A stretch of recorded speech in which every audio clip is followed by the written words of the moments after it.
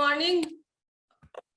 I welcome you all to the International Conference on Human Security and Governance, organized by Interdisciplinary Institute of Human Security and Governance, Delhi, in collaboration with Amity Institute of Liberal Arts, Amity University, Mumbai, Center for Conflict Studies, Middlebury Institute of International Studies, USA, Security Women, United Kingdom, Department of International Relations, Central University of Jharkhand, Department of Defense and Strategic Studies, Himachal Pradesh University, Shimla, and Department of International Relations, University of Chittagong, Bangladesh.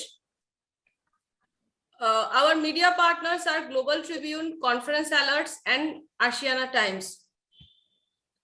Today, we will start our session with the special session on human rights and governance. The organizer of this session is Center for Conflict Studies, Middlebury Institute of International Studies at Monterey, CA, USA. Moderator will be Dr. Beryl Anand, Assistant Professor, Central University of Gujarat, India. Now over to you, Beryl. Thank you. Thank you, Dr. Nandini, and welcome to this special session on human rights and governance. Now, I am thankful for this opportunity, and I would like to introduce Professor William Godnick, who will be presenting his paper on the militarization of public security in the Americas, a big mistake for governance and human rights, or a necessary evil. So just to give you a brief introduction, Professor William Godnick is a professor at the National Defense University, where he is also the program director for the Human Rights and Law course. Previously, he was the Public Security Program Coordinator of the United Nations Center for Peace, Disarmament and Development in Latin America and the Caribbean, and Senior Advisor for Economy and Peace Building with the London-based NGO International Alert. He holds a Ph.D. in Peace Studies from the University of Bradford, and his most recent publication is titled Social Media Use in the Venezuelan Defense and Security Sectors, Testing and Refining a Conceptual Framework, published as an occasional paper at the William J. Perry Center. And over to you, Professor Perry. Thank you very much, Dr. Anand and all the organizers of this event. Let me start to share my screen, and I will begin this conversation. I'm coming a bit out of left field for most of you who are focused on South Asia. And I know there's a lot going on in Asia and Europe at this moment, but I'm here to share the experience of the Americas from Canada to Argentina through the Caribbean. And while I am no expert on South Asia, I do have quite a bit of engagement with the diaspora from South Asia and Suriname, Guyana, and Trinidad and Tobago working on these very issues. So I would pose these issues of you about the militarization of public security and see if any resonate with you in what you're experiencing in your own work, and hear what you have to say, what the similarities and differences are. I think the main problem statement here, at least in the Western Hemisphere, is that the military is increasingly called upon to take on non-traditional missions related to fighting crime, protecting the environment, public health, etc. And the limitations on these missions in time and space are unclear, particularly as related to public security and policing. And one of the issues I think that I would like to draw is that we've often had the difference between the good theory and the practice and reality that we have in our minds. On one side, security and policing in one corner, and defensing and the armed forces in the other. But in reality, there is a lot of overlap between these areas. And you find what I call this purple space, the intermediate gap, where governments are unsure whether they should be militarizing the police to deal with threats that are too difficult for the police to deal with alone, or should they be, for lack of a better term, policifying the armed forces to allow them to address issues that cross thresholds of violence and instability beyond what a police force can do. And the real challenge is that often in these situations, you're asking the military to do more, perhaps, but you're not. The governments are not providing extra resources for these missions, so they have to make choices about what they dedicate themselves to. Another way of looking at this is the issue of the use of armed force. Here I have the International Committee of the Red Cross's definition and categories of use of force in different contexts. In war, under the guise of international humanitarian law and the law of armed conflict. In times of peace, under international human rights law. And the challenge you have is that many politicians think, oh, we have a problem, the police are unable. Well, men and women in uniform in the armed forces can replace men and women in uniform in the police forces and do the job. But one of the big challenges is that soldiers are taught to kill people, to kill the enemy, while police officers are meant to be taught to use the minimum amount of force necessary to detain criminals, to stop insecurity, and to take them through the system of justice. So you have these divergent approaches to the use of the state monopoly on violence to different contexts. But we have this increasing area called other situations of armed violence, what the International Committee of the Red Cross calls other situations of violence, which are not internal armed conflict nor international armed conflict, but are certainly not peace. And these are situations that may include disturbances, social protests, violent gangs, and a whole range of issues that happen all across the world that are particularly prevalent in the Western Hemisphere.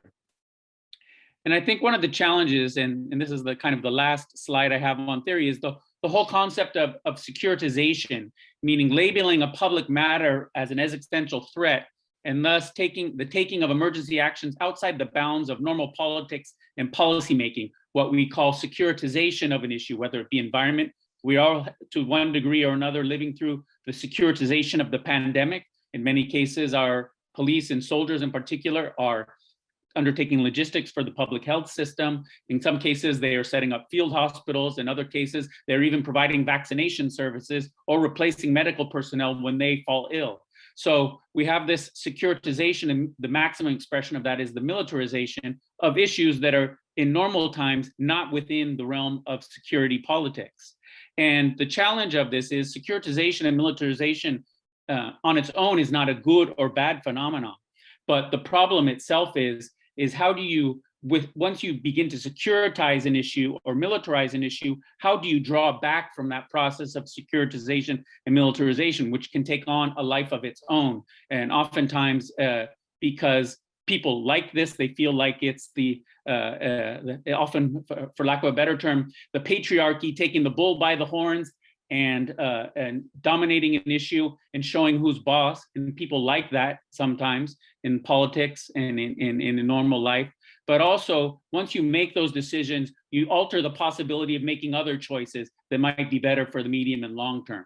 So with the remainder of the time I have here, I'd just like to share a couple of examples and then share some reflections with you for discussion.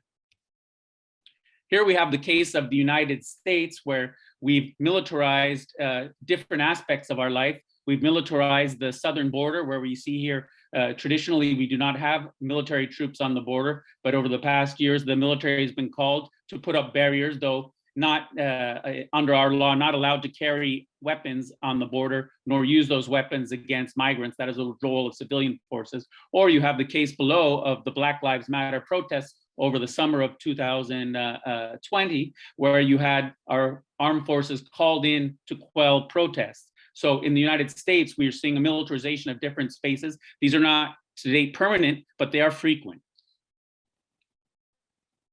This next slide is the case of Mexico, which has undergone an extreme militarization. And what you have here, many of you have heard of the famous drug trafficker El Chapo Guzman. Well, where you see those cars on fire, that is where the armed forces were called to arrest the son of El Chapo Guzman, and they were forced to retire and let him go free, because his armed cartel said that they would commit a massacre of the entire town of 10,000 people had they not. And the president made the decision to withdraw the armed forces, which in the name of human rights and human dignity was a good decision, but many in the armed forces felt it delegitimized their authority. Or then below you see the case of the National Guard, a gendarmerie intermediate force dealing with Haitian migrants who came from South America trying to get to the US border, and for the first time in their lives having to deal with a population they did not know and using quasi-paramilitary violence. Here you have the case of Colombia, which has been one of the emblematic cases for many years, where is one of the only countries in the Western Hemisphere where the police and the military are both under the Minister of Defense. So their police are, by definition, are militarized. And you have a case there where there was a bombing by a guerrilla group of the police academy. And the question was bombing the police academy a legitimate act of war, or was it a terrorist act? And then below you have the case of the 2021 protests in the city of Cali, Colombia, which started out as a protest against an increase in the tax rates of the country, but then quickly morphed into social protest over a whole range of issues, and which the military was forced to deploy to quell the protests, which were mostly peaceful protesters, but within there were members of guerrilla groups. There were also members of other groups instigating violence from outside using digital technology to influence, but they were not the majority. So here you have the police and the military chasing ghosts, not sure who is a legitimate protester and who is not, and how do they deal with that under such tense circumstances with incomplete information. And then the final case I share with you is the case of Chile in the far southern cone of South America, where in 2020, and similar to the case of Colombia, over a 10-cent increase to the price of transportation, a huge social protest among the youth broke out across the entire country.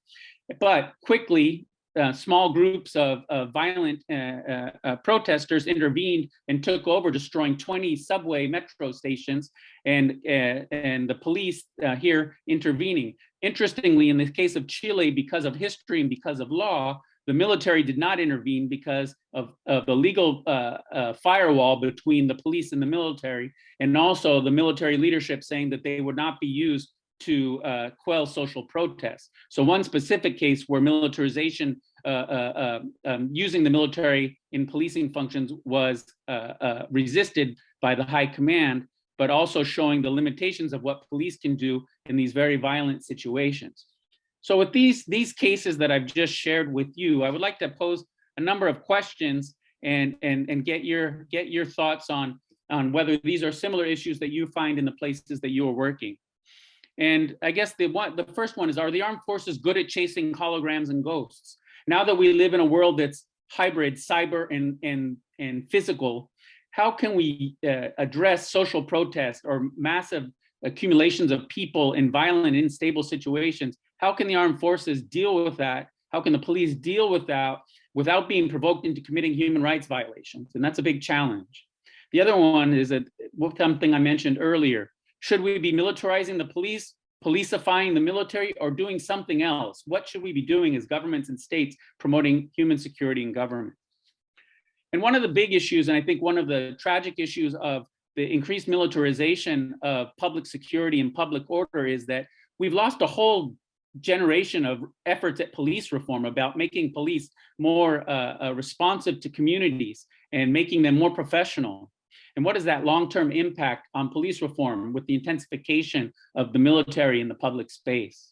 And what about use of force?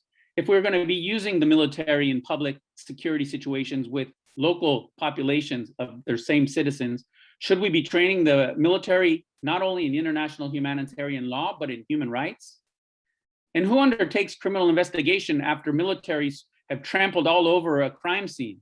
Who undertakes protecting the evidence, protecting the scene of crime, protecting witnesses, protecting detainees, and preserving the chain of continuity of evidence for a judicial process? Many military people are not trained to do that. So if we have the military in these spaces, are we undermining the whole judicial sector?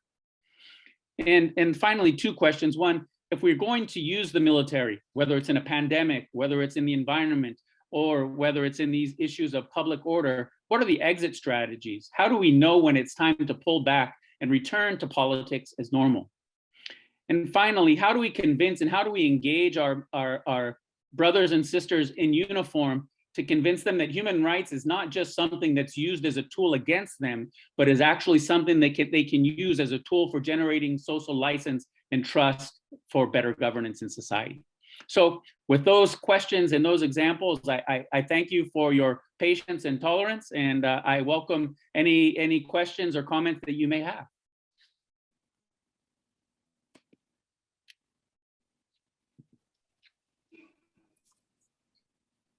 Thank you, Professor William Godnick. Now we'll have a maybe Q&A for 10 minutes. We invite questions. We might invite questions, and then you might answer. So do I take several questions together or one at a time? As you wish. Okay.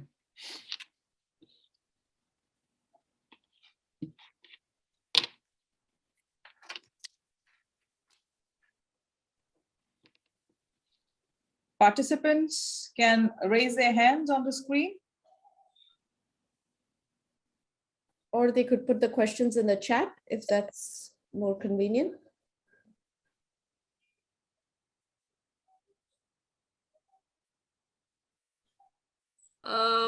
Just one thing I want to mention here, that participants are not allowed to unmute themselves. So they need to raise their hand so that we can unmute themselves, or they can write the question in the chat box.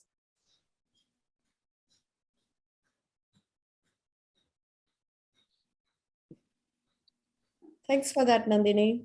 Can I just say something? I thought, Bill, great questions in the end. Those are the same kinds of questions I'm grappling with. I mean, personally, coming from, I don't know, maybe just my experience, my values and belief systems, I feel strongly against militarizing the police, because I just feel that it's not necessarily a question of either or, but it needs to be in different realms how we approach security domestically, in the sense of like when we are talking about issues, social issues, whereas well as we're talking about, you know, war and violence of that kind. So I do think that there needs to be a separation. And yet at the same time, you find increasingly the military being invited into humanitarian spaces, forget dealing with local security issues, but even dealing with, you know, humanitarian issues and just dealing with other social issues. It seems highly unlikely to imagine a situation where you think about the military building schools and at the same time killing people in the same area. You know, I mean, it doesn't make sense. And it creates a disconnect for the people, I think.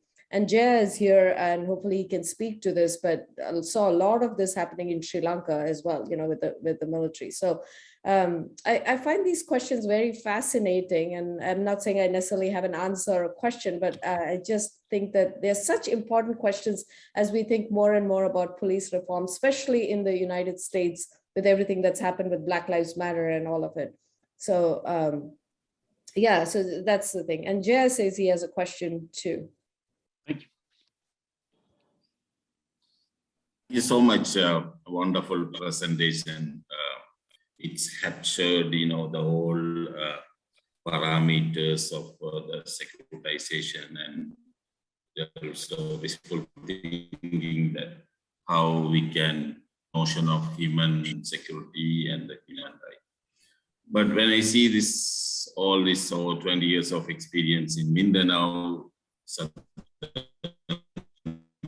Philippines, and also in the Sri Lanka, is especially particularly if you look at Sri Lanka, that in the final war is they named as a humanitarian operation, as safeguarding or protecting the civilian. But in behind that, that's a lot of mass atrocities carried out. So I have again, you know, human rights and human security is also very challenging, and think that the military has their purpose and the state has that notion of sovereignty to kill in case of Sri Lanka. So how we do in the operational wise, we can do that challenging, but in other countries, maybe have some good practices. So maybe if you could share some good practices, it would help us. But in case of Sri Lanka and Mindanao, before the peace accord situation, it's gives something is the task that promoting human rights by these actors are impossible. Thank you.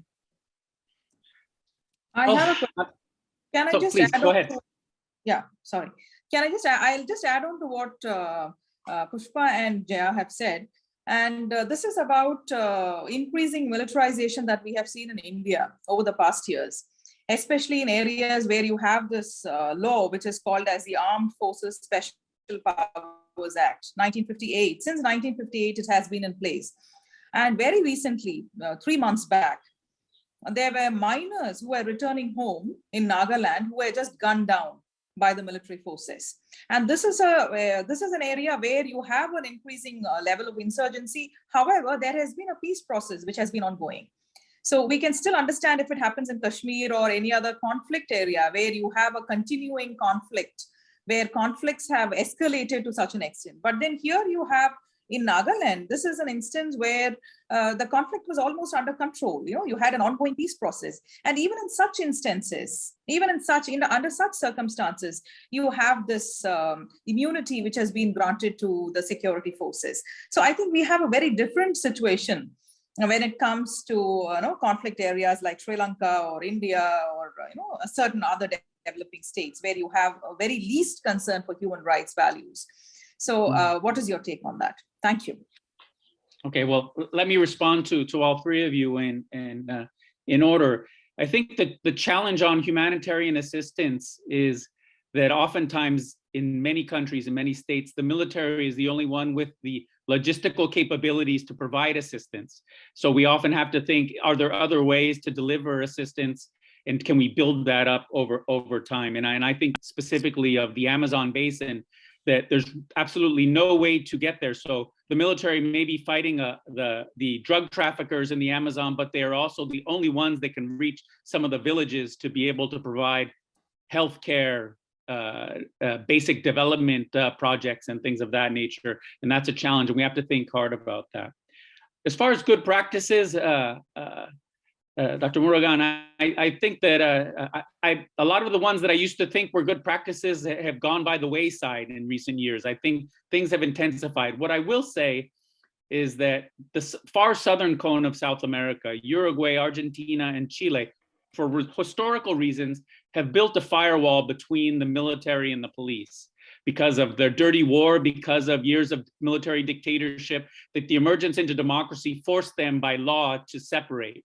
Whereas just about every other country northward to the US border, they have mixed the military and police. And I think that it has negative consequences for the long term. But I understand why politicians decide to do it, because it's a quick fix to a wicked problem, at least in public relations terms, because it shows that you're muscular as a politician in dealing with something that the population is demanding a response to, but it doesn't require you to do all hard work of training and rooting out corruption among police forces, which is really the hard work. And I think Dr. Anand mentioned the issue of the use of the armed forces dating back in time. And I think almost all of our countries have laws that allow the deployment of military for states of exception and exceptional circumstances. But I think the real challenge is that in some countries, the states of exception now last 20 years.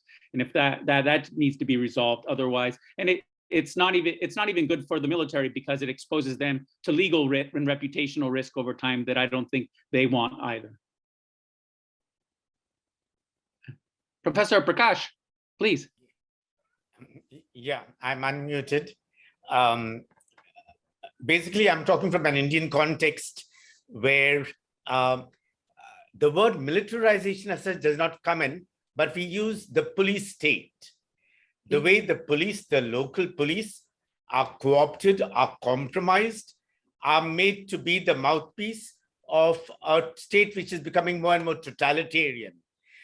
So in that sense, a lot of, say, human rights defenders have been incarcerated, put in jail, false cases being foisted on them. The opposition is targeted and so on. So while we talk in certain contexts and cultures of militarization, here there is in fact the emergence of a police state, and whether the what happens often is that the military kind of allows it and they soft pedal this reality because they also need maybe to the government on their side. They're not we have the classic case of Kashmir when the military, yes, has intervened, and the Armed Forces Special Powers Act in Manipur and certain of the northeastern states. Yes, there is militarization. But here in India, we use the concept of how the police is used as a kind of an elongated arm of the ruling regime. And do you have any comments on that, Bill? Yeah, most certainly. I mean, they are different dimensions of the securitization process of trying to, one of the biggest problems, and you'll tell me if this is part of the issue, is we have a huge problem with youth. The youth are not the problem, but we do not have responses to not only the educational and employment opportunities of youth, but the communication desires of youth to express themselves in the public space. And so this is seen as a threat to security, whether it's because of subcultures or whether it's because of idleness.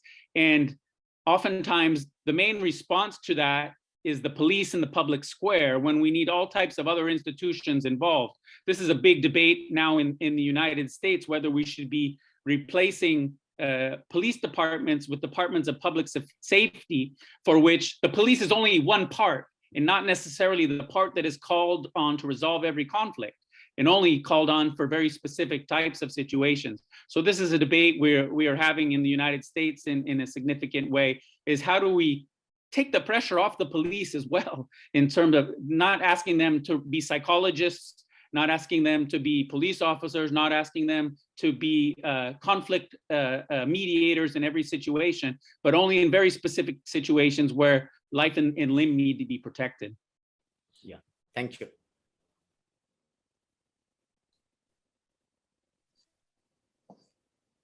Thank you, Professor Godnick, and thank you for all the questions. And we're very grateful that you could answer, and we had a wonderful discussion. So we'll move on to the next presentation, and this is— Thank you. Thank you. And the presentation would be by Professor Ram Puniyani, and the presentation is titled Rise of Sectarian Nationalism in India. To give you a brief introduction about Professor Ram Puniyani, he is a former professor, IIT Bombay, and also the president of the Center for the Study of Society and Secularism in Mumbai. He is presently the chairman of that center at Mumbai. He has also been associated with various secular initiatives and has been part of various investigation reports on violations of human rights of minorities. He has been conducting workshops and delivering lectures in different parts of the country on the themes related to threats to democracy, the agenda of communal politics, myths about minority, and the politics of terror. He is also the recipient of numerous awards like the Indira Gandhi National Integration Award, National Communal Harmony Award, Mukundan C. Menon Award, and published various books titled Caste and Communalism, Communal Politics, Deconstructing Terrorist Violence, Indian Nationalism versus Hindu Nationalism. And also he contributes regularly to a weekly column on issues of secular values and defense of human rights. I invite Professor Ram Puniyani to present his paper. Thank you.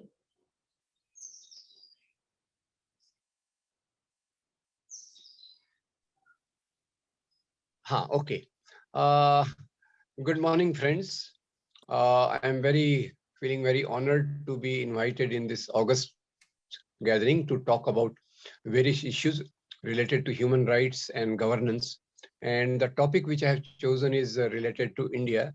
My friend Cedric Prakash has also raised some issues just now, which will give you some idea of the things which are prevailing in India.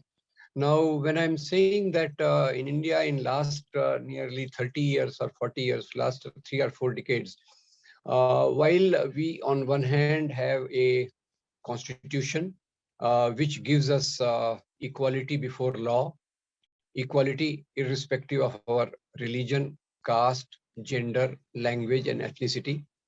But the type of politics which we are seeing has risen, and it has not only influenced the state policies, but it has also infiltrated into our system of overall state, including police particularly, bureaucracy, and it has heavily influenced our media.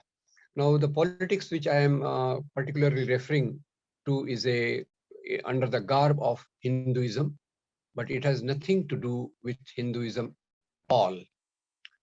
It is referred to as Hindutva. Hindutva is a politics, and I hope most of us know, just to give a simple, very simple imagery of these Hinduism and Hindutva, I will use on one hand the apostle of peace, father of our nation, Mahatma Gandhi, who was one of the greatest Hindus of 20th century.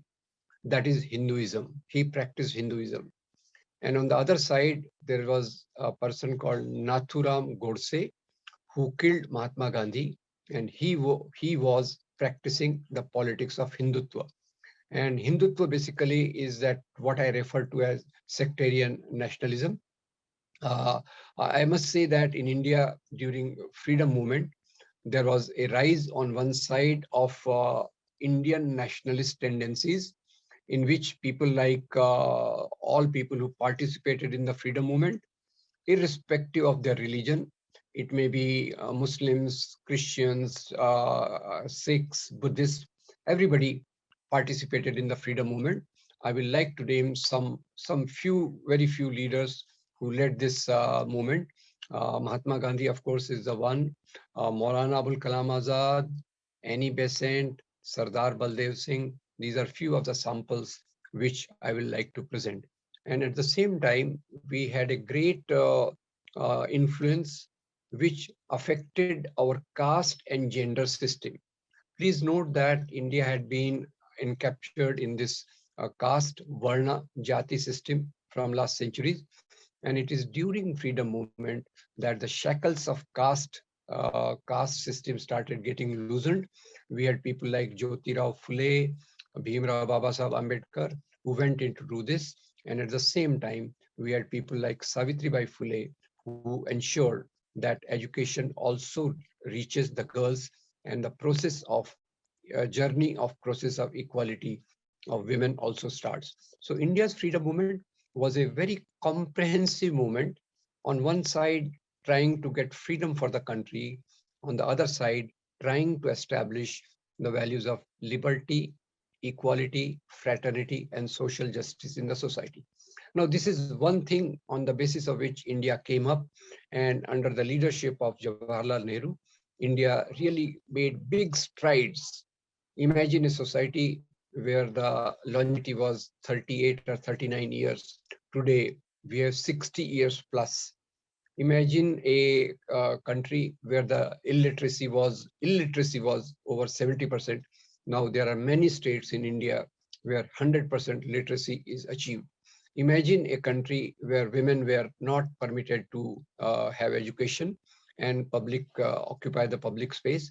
We have good number of women occupying best of the positions in the society. India saw the development of public sector, brilliant. India saw the rise of scientific institutions of science, institutions of higher learning, in better facilities for health. This is all what Indian nationalism stood for. But on the margins was waiting Muslim communalism and Hindu communalism. With partition of the country, Muslim communalists got deflated. Earlier, both of them were equal and parallel to each other, opposing each other, creating hatred, creating violence, and intimidating the other communities. With partition, Muslim communalism changes form. It went more into defensive, and currently it also gives provocations to majoritarian communalism and tries to push the society backward into retrograde values. But while the majoritarian Hindu nationalism after independence started going from strength to strength, and it's a major impact we started seeing after Babri mosque demolition in December 92, and later on Gujarat witnessed the pogrom against Muslims. At the same time, I must say that initially its target was mainly Muslims. But from 1990s, decade of 1990s, its attacks against Christians also started. And with a ghastly phenomenon of burning alive of Pastor Graham Stewart Staines with his two minor sons was one of the shameful things which the country witnessed. Later on, the anti-Christian violence we also witnessed in Kandhamal, and today anti-Christian violence generally sub-radar, scattered, but continuous. Anti-Muslim violence we saw, and this we go on seeing in 2013 in Muzaffarnagar, and just a few years ago, just a year or so ago in Delhi. Now, this violence is not spontaneous. I believe this violence is orchestrated. This violence has been orchestrated mainly because hatred against Muslims, hatred against Christians has been manufactured. Perceptions have been manufactured against Muslims that Muslim kings destroyed Hindu temples, Muslim kings imposed Islam in India. Against Christians, the falsehood spread is that they are here just to do the conversion by force, fraud, and allurement. What the central concern is that this perception creation, which has gone on for close to 95 years through a particular organization, you can guess that, through schools set up by them. And lately, the big media and the social media have also joined in creating a anti-Muslim and anti-Christian violence, anti-Christian perceptions. And these perceptions are the foundation of hatred. And it is only because of the hatred that violence against these communities can be orchestrated. And as my friend Cedric Prakash pointed out, that the response of the state to the violence is not the same. When the violence is against religious minorities, the police and the state, they are softer. One example I'll give, that in 1992 in Mumbai violence, which I witnessed with horror, close to 800 Muslims were killed. Close to 200 Hindus generally belonging to Dalit and poor category were also killed. But after that, a commission came out, Sri Krishna Commission report, which was fairly good, but no significant punishment was given. See the nature of the state here. No significant punishment of no death penalty, few life imprisonments, and that's about all the punishment for 100,000 innocent lives which we lost. After that, after the violence, there was a bomb blast in which unfortunately 237 people got killed. And those involved in the bomb blast were identified, they were punished correctly. What I'm trying to say is not that it was wrong to give a punishment to these culprits of the bomb blast, very correct. But question is, here 237 people die, and there are so many death penalties, so many life imprisonment, and so many other type of this thing. But when it comes to the 1,000 innocent people being killed, no significant punishment at all. And I will give the example recently of Gujarat, in which, of course, we saw 38 people being given death penalty. And correctly so, if they are involved, they must be punished. But what happens to the 2,000 people who lost their lives in Gujarat carnage? No, our friend Tista Setalwad has been struggling to get justice to the victims, but the results are very poor. So basically today in India, Indian democracy is being undermined. Indian constitution is being sidetracked, and in people's mind, a large section of dominant sections of society, the perceptions against Christian community, Muslim community, they are growing by leaps and bounds. And every new example we see that these two communities, particularly Muslims and lately Christians, they are being cornered, and their rights as citizens are being undermined. They are being gnawed away slowly and slowly. So question here in India is not just communal violence is definitely the issue, but more than that, what it leads to today, lot of ghettos have come up. Imagine that in 21st centuries, a country which called itself democratic, a Muslim professor cannot buy a house in a mixed community. I'm just giving one example. And in the ghettoized communities of Muslims, generally, what comes up more is a conservatism, which the Muslim communalists uh, take advantage of and try to push them further.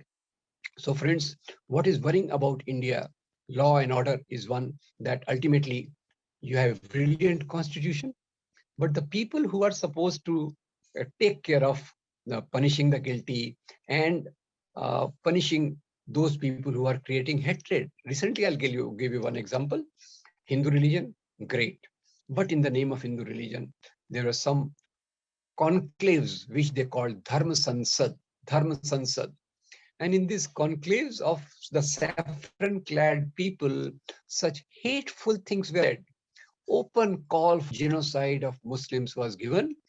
Awards were declared that 10 million will be given to somebody who does this and that. And this is one worrying point. The bigger worrying point is the state did not take significant action. Our Prime Minister, who generally keeps talking most of the time, is mostly silent when such serious matters come up.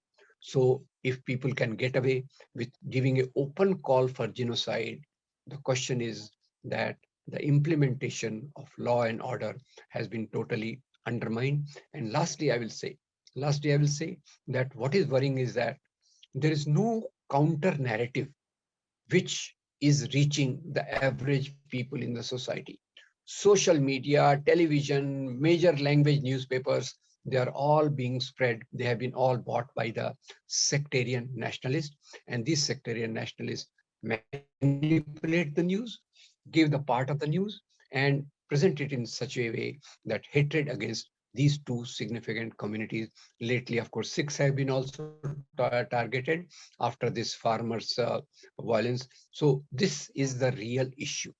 So to me, what is important is that the counter force, those who believe in secularism, those who believe in democracy, those who want to continue on the path which father of the nation, freedom fighters undertook, that path has to be brought back. And here, this sort of my understanding to counter this, just criticizing the police, criticizing this huge organizations which is orchestrating all this is not sufficient.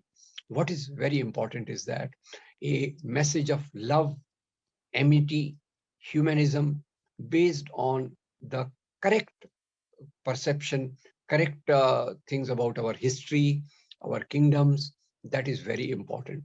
And that is totally missing in the actions of human rights activists. Of course, I'm criticizing my own self. We have failed. We have failed to communicate this to average people. We talk to each other very nicely, but just analyzing the issues does not help. Question is, how do we change it? The state can change only when the perceptions of the people are changed. And for this, we do need today a big movement whereby we are able to reach these things to the average people. Number two, this sectarian nationalists, they are in power, and the big corporate is hand in glove with them. The strength of the sectarian nationalism is very big, but the hope is that what we saw in Shaheen Bagh, hope is what we saw in farmers movement, the hope is recently, of course, we are witnessing state elections, and despite pouring this sectarian nationalists have loads of money, but the people, average people, the voters, they are so oppressed and depressed and marginalized. Poverty, the income differentials are increasing terribly. 1% of the people own more than 70% of the national property, and 90% of the people own less than 1% of the national property. Rising prices, And all this is because of those policies which sectarian nationalists are imposing to pursue the goal of Hindu Rashtra, what they call Hindu Rashtra. I believe that no nation can be formed on the ground of the imposed conception of a particular religion. And there I will say the great Hindu Mahatma Gandhi, that's what he perceived, that religion has to be a private matter and state has to look after people's welfare and people's dignity and human rights. So in India, we face a big challenge, very big challenge, for where nothing short of a movement to reach the correct perceptions to the society. And at the same time, of course, you have to keep fighting against the atrocities which keep taking place so regularly. We have to keep trying to criticize the state and the different wings of the state who are violating the norms of Indian Constitution. Thank you very much. Your questions are welcome. Thank you. Thank you, Professor Puniyani. A very timely intervention regarding all that is happening in our republic. And I invite questions, comments. You can raise your hand on the screen or chat or type your question in the chat box.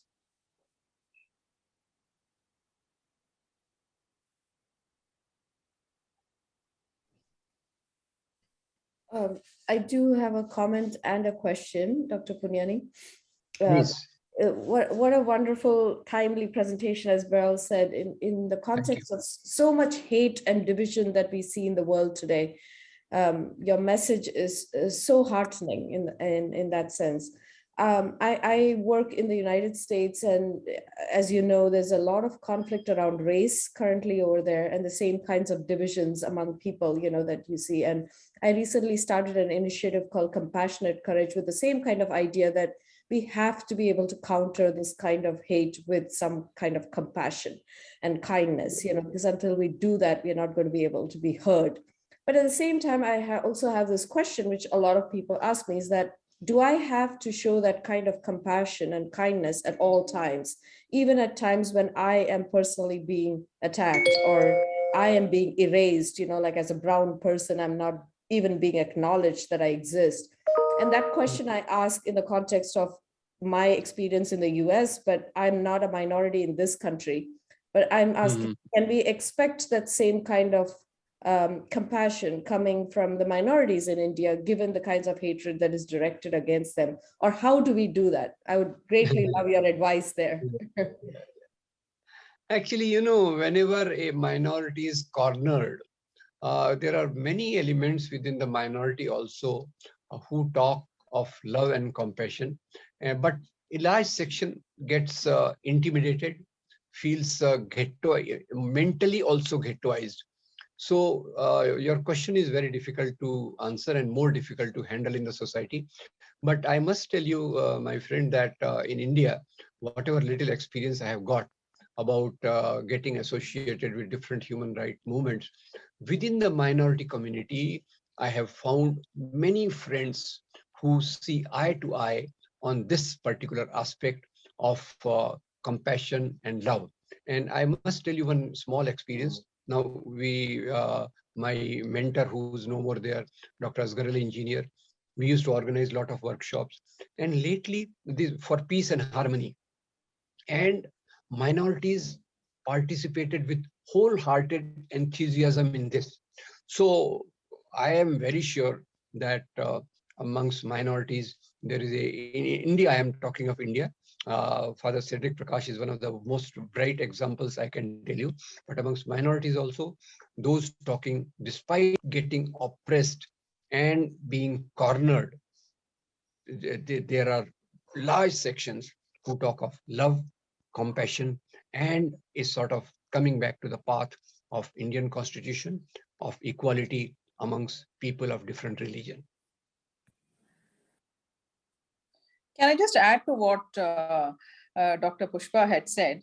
And this is about how do we really inculcate this culture of Hindus because I have a lot of Hindu friends with whom, we get into arguments about, since you mentioned Gandhi so many times in your presentation, I was a little curious as to, because we see this since independence, or, since Gandhi's entry into the nationalist movement, that in order to maintain the base of this religion or to keep it intact, right, there have always been questions which have been raised against other religions rather than having a culture of debate, having a culture of dissent within Hinduism. So how do we actually convince, our Hindu friends, how do we do this? How is it possible? I'm sure this is a very good question again. I must say, see, our Hindu friends from last decades after decades, they have been subtly bombarded with hatred against Muslims and Christians. And I must say that it is not a question of ethical religious debate.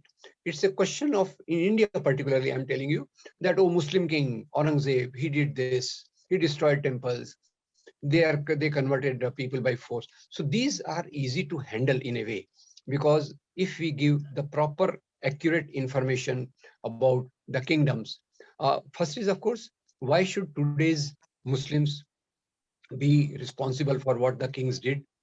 Kings were always, of course, the most authoritarian people around, and they did not rule for religion. They ruled for power and extra territories and all that.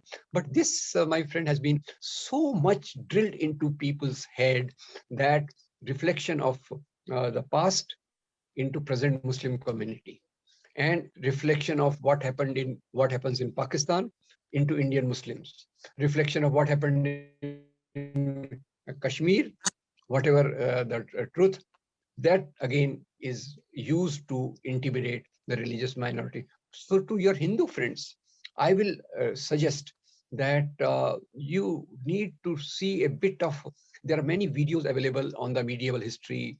There are many, some of them are in English also, most of them in Hindi. But these aspects, we have to try to engage with them. They will say, oh, Muslims are like that. Muslims, like recently, I must tell you, the great scare is being created that Muslim population will overtake Hindu population and it will become a Muslim majority country. Now, nothing can be bigger liar than this. Dr. S.Y. Qureshi, our ex-election commissioner, has come out with a very brilliant book on this myth of Muslim population. Even many of us have also tried to contribute to this. We know that the decadal rate of growth of Muslims is falling faster than decadal rate of Hindus. We know that reproductive rate of Muslim women has been falling, and it is just 0.5 child more per woman. There are many states in India where the Muslim women's fertility rate is lower than the fertility rate of Hindu women. So this all because people just will, everybody will come with this perception, oh, they have large families, 4 wives, 20 children. And about Christians, they will simply say they keep converting. And when I tell them the correct statistics, that in 1971, in India, Christian population was 2.6%. And in 2011, the Christian population is 2.3%. And when I give them the examples of Wadhwa Commission report, how Wadhwa Commission said Pastor Staines, who was murdered on the ground, that he's converting people to Christianity. The Wadhwa Commission report appointed by India government itself clearly stated that he was not doing the work of conversion and there was no significant rise of Christian population in the area where he was working. So point is this, these are very simple things, but not many of us take this seriously because people believe whatever is fed to them. Nobody has gone and researched this deeply, and this doesn't require very deep research also. These are very simple things. So to your Muslim friends, if you want to, I can personally send you a lot of material which is available. There are many friends who have contributed immensely in demystifying, in trying to combat these misconceptions which have become the root, which have become deeply rooted in the society. But question is, we will have, I see my failure in this, that we have not been able to create more of the activists, young friends who can do this with great amount of fervor, zeal, and continuity. That is something which we have been missing from last many decades. Thank you, Professor Puniyani, for that really frank and honest discussion that we have had. And if there are no more questions, I think we'll move on to the next speaker. Beryl, I think there's a question from Sayuri. Kosambi. Yeah. Yeah. Just a minute. Can we unmute? Yeah. Okay, hello. That was a great presentation. I had just I had twofold questions. My first question was, at the end of your presentation, you mentioned, the requirement of separating state and religion. Getting religion out of public sphere and making it a private matter, right? My question is more that I have a personal hesitance to believe that can religion really be private? Can you really separate it from public sphere? Right? Or is it a myth? Is it a liberal myth that you can do that? And my second question would be that, when you were answering Beryl, ma'am, and you spoke of, counter narratives that needs to be created. Do you think in the intellectual sphere, when people talk about countering narratives, they're countering the narratives of the right-wing elites? Are we really addressing what the general people perceive? They may not actually buy the entire ideology or perceive their views in that ideological framework or in those particular ideas, but rather have their own conversations. I have conversations with very normal people who may not actually ever vote for majoritarian governments, who may never vote for them, but still their general outlook towards the Muslim population maybe based on just a simple, no, I don't think we can live together. I read about urban segregation and specifically in Ahmedabad, and the general perception is, no, we can't live together. We may even have friends, they are nice people, but we can't coexist together. We have such different lifestyles, right? So maybe the narrative on ground may not be as convoluted as we might find at the ideological level when the right-wing elites speak about it. So does our counter narrative have to cater to the right-wing intellectuals or more to what people perceive on the ground about these things? So these are my two questions. One more small thing I want to request to Sayuri. Can you introduce yourself to the audience?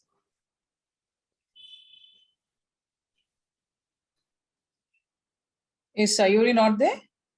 Yeah, she's a student at the Central University of Gujarat, and she's doing her MA in political science. Okay, thank you. Oh, she's on mute. Okay.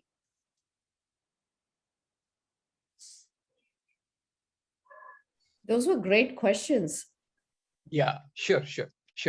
My answers won't be that great, but I'll try my best. Okay. See, first is, of course, I was saying that religion can be a private matter. It can be a social matter, but it need not be a matter of state. That distinction we have to make out. And one example I'll give you, after independence, there was a demand from people that government should reconstruct Somnath temple, which was destroyed by Mahmud Ghaznavi. That time Mahatma Gandhi said, Hindu community is capable of making its own temple. And Jawaharlal Nehru, of course, said in a very different, dreamy way, I have different temples to make. And the temples, he said, which I want to make, this is my adaptation. The temples I want to make is for irrigation, the dams, for education, the university, for science, the research institution. So that is what, and of course, nobody can say, sorry to be quoting Gandhi again and again, nobody can say there can be a greater Hindu than Mahatma Gandhi. And he lived Hinduism in his full life. So it's a question that people have tried to propagate, that how can state be separate from religion? It's a question of what policies you take. And that I think we have seen brilliantly in first 20 years of India's republic. We did see how religion can be separated from state. And it was, I think, a very, very successful experiment, which Gandhi, followed by Nehru, implemented. Of course, later on thing got corrupted. That's a different thing. But I do believe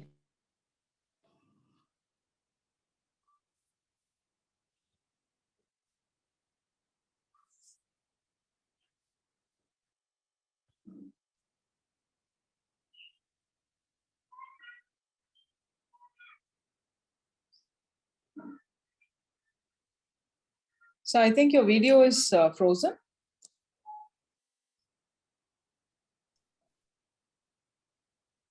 Yeah, it looks like that, Beryl.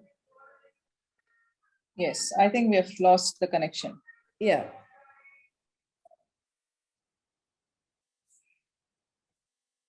Shall we move on to the I next? think Dr. Puniyani is back. Yeah. Okay.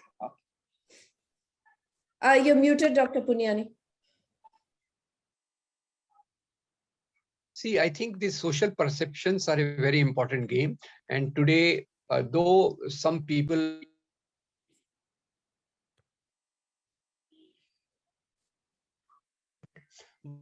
the perceptions do reach them, the perceptions do reach them. See the impact of social media.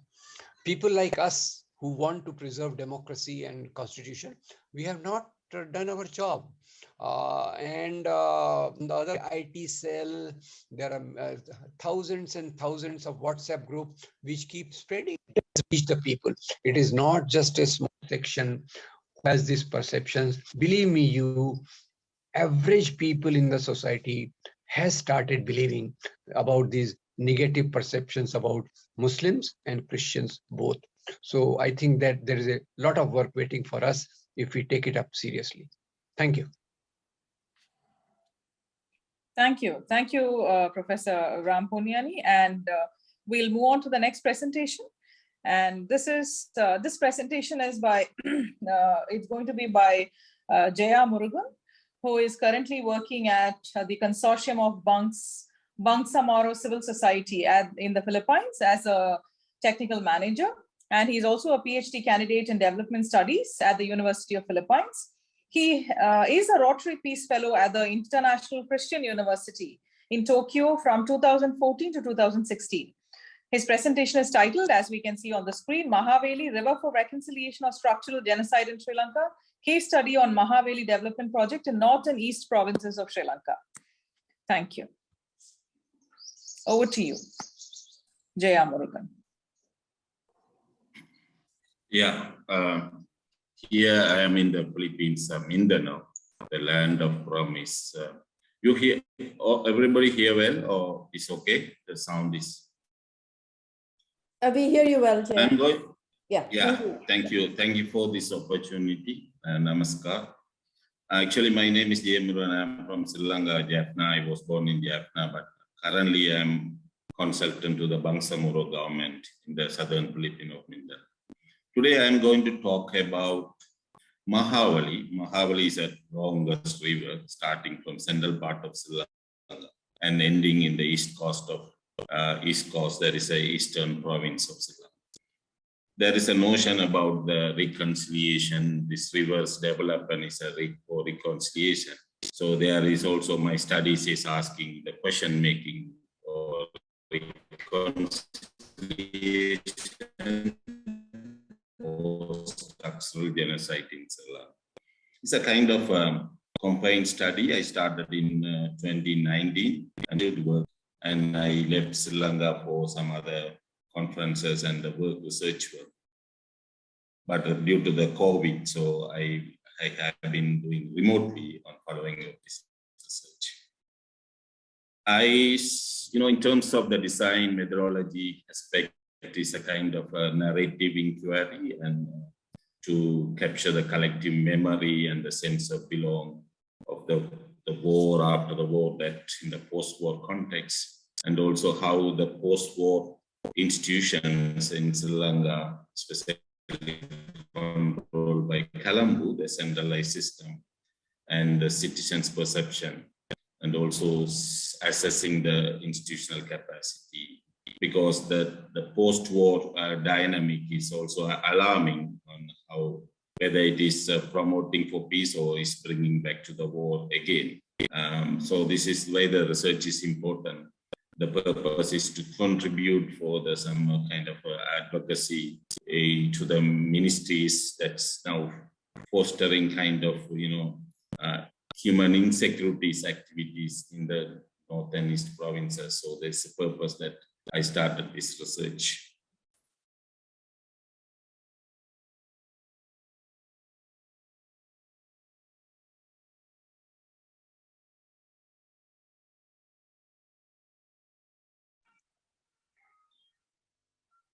We can't hear you, Dr. Murugan. You hear me now? Yes, yes. Yeah, sorry. I left here. The human security is for something free from want and needs. In terms of the Sri Lankan context, I see that also the safety for the minorities, especially from the peoples in the north and east, Tamil-speaking people. So I see that how the discourse of human security, also the developed studies. I study also the ICU, so that arguing that how we can develop into the side of studying the genocide patterns and trends. So that is why the study is also very significant. For the Sri Lanka, I guess that you are very familiar with the Sri Lanka. It's famous for the human atrocity, 32 kilometers from Tamil Nadu. So the geographically is well connected in the. So actually the presentation is to, capture the sorrows of the war and how impacted. Because Sri Lanka's war, and it's not only the 2009 war, it's a final war, it's long history, long way the roots has memory, markers, mass atrocities, starting from the independent, 1948. Britishers also, they play their game, and also in the post-conflict or post-independent also, the patterns also, the majority people from the northern started feeling the marginalization and also the exclusion in Sri Lanka. So if I put in the narrative, the conflict also started in 1950s, because overnight they make a stateless people of the upcountry people who the Britishers brought from Tamil Nadu. So then they work for their prosperous of Sri Lanka's tea estate. Then overnight after independence, they make them, citizenless people. So this is a huge human insecurity happening in Sri Lanka. And over that, language rights, deprivation of language, single only in Sri Lanka, and also that the dispossession of land, the main issue is of the colonization. So that is why this Mahavali River development project, it is actually, for me, it has some root. It causes a lot of the overall. It's a lived experience of memory landscape in Sri Lanka, and we see that that issues are there and still continuing in the post-war conflict period. That is alarming.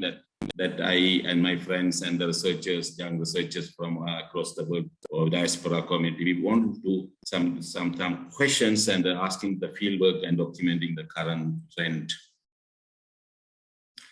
So if I look at the Mahavali master plan, actually the plan was very good. Its initial plan was developing the ice zone of Sri Lanka,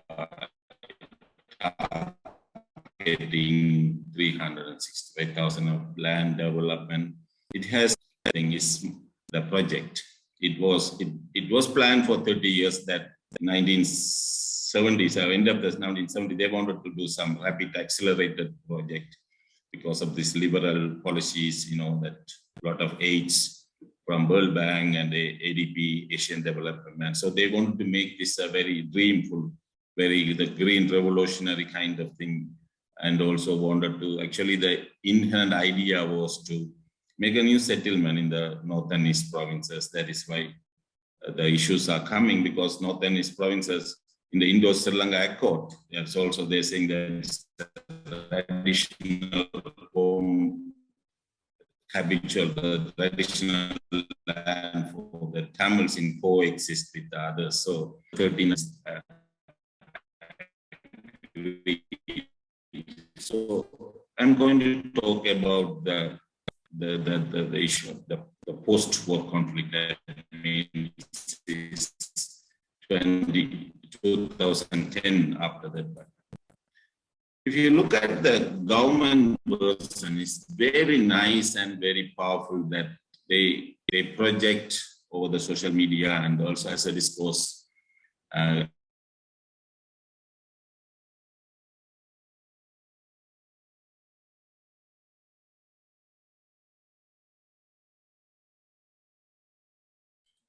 Sorry, I have an internet problem normally here in the southern area.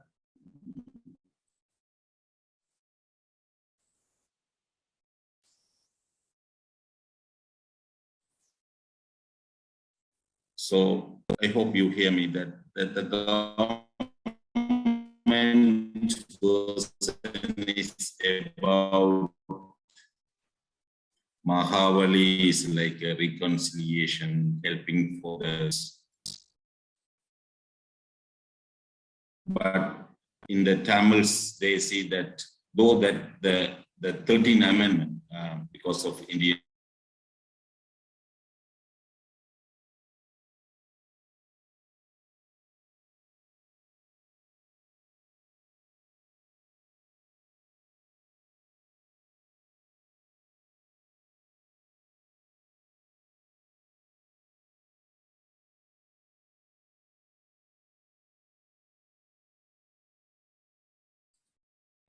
it's beyond my control. Here, internet connection is in the noise.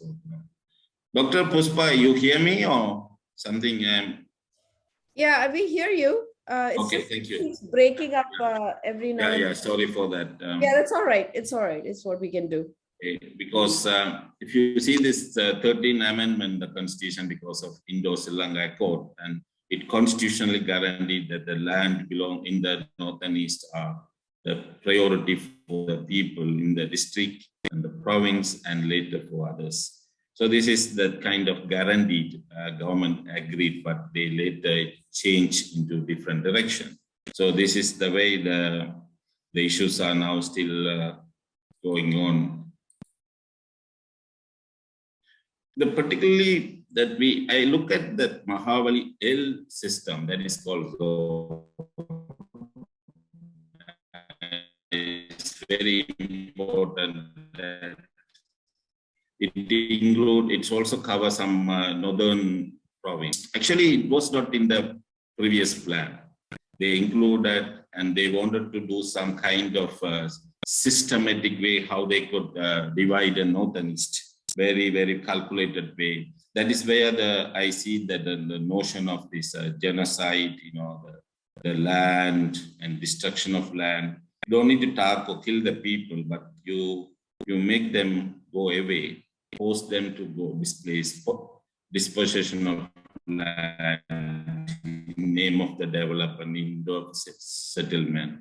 So that is, I see that the pattern, the intention for this genocide is coming through this colonization starting from 1960, but in this Mahavali L is very, very important. The joinder of North and East, the security or human security of the Tamil-speaking people, that is Tamils, Hindu Tamil and Muslim, I say Tamil-speaking people. That is where we have a problem.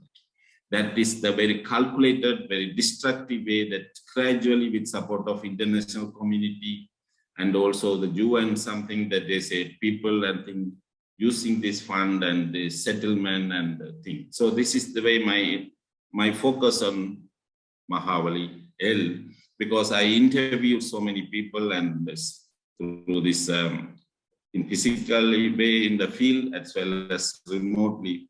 Their concern was this is a kind of plan that to alter the democratic composition of the northern province.